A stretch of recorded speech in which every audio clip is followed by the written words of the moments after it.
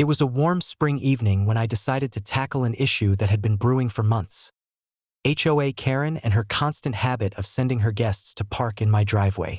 Normally, I'd let minor nuisances slide, but this had escalated into a full-blown invasion of my property. Cars blocking my garage, horns honking, and Karen waving her arms like a mad conductor. It had gone on long enough. That evening, I stepped outside to find not one, not two, but three of her guests parked right in front of my garage.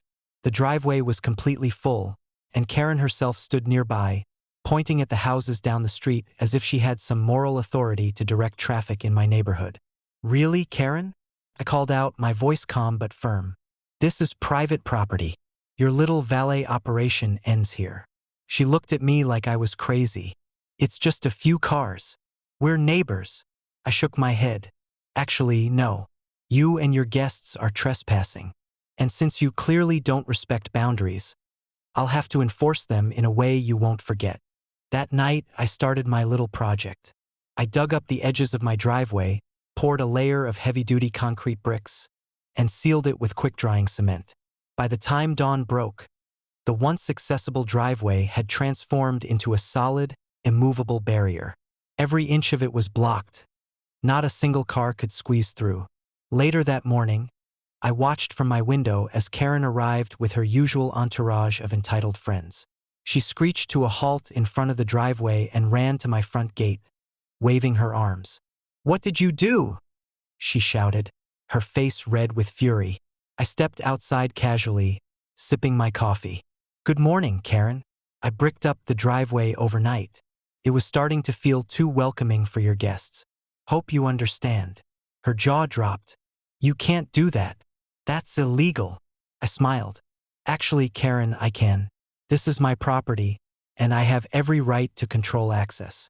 If your guests want to park, they'll need permission or a shovel." She screamed, but there was no one around to help her. No neighbors would come to her aid, because everyone knew she had been the problem for months. Not me. Meanwhile, I enjoyed a small sense of poetic justice, watching her frantic calls to the HOA, yelling about unfair property blocking, while the deed to my home stared her down from my wall inside. By mid-afternoon, she resorted to calling the police. A few officers arrived, expecting a typical dispute. When they saw the driveway, the bricks, and my calm demeanor, their expressions said it all. This wasn't an HOA matter. It was my property, my rules. Karen tried to argue, but her words fell flat. The officers politely informed her that she and her guests were trespassing, and unless she wanted to be cited herself, she should leave immediately. Humiliated, Karen gathered her friends and fled the scene. I could see her fuming from the corner of my yard, waving wildly, but there was nothing she could do. Her entitlement had met a concrete wall, literally. The rest of the day was blissful. My driveway remained untouched, my garage was accessible, and my family finally had peace.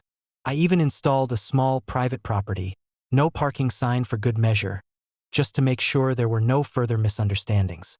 By the time evening rolled in, Karen had escalated things further, trying to involve the HOA in some convoluted scheme to claim she had rights to my driveway. I laughed quietly to myself. She had no clue I had already filed official documents to make my boundaries crystal clear and enforceable. This wasn't just about a driveway anymore, it was about respect, authority, and consequences for those who assumed entitlement could override law and ownership. That night, as I watched the sun dip behind the trees lining my property, I felt a rare sense of satisfaction. Not because Karen had lost, but because the lesson had been delivered. Disrespect private property, and there will be consequences, sometimes as permanent as a bricked-up driveway. The lake in the back reflected the sunset perfectly. My garage remained accessible, and for the first time in months, I felt fully in control of my own home. Karen, meanwhile, was somewhere across the street, fuming, scheming, and plotting her next move, unaware that whatever she tried next, I would already be 3 steps ahead. And that's how you turn HOA chaos into a weekend of quiet triumph.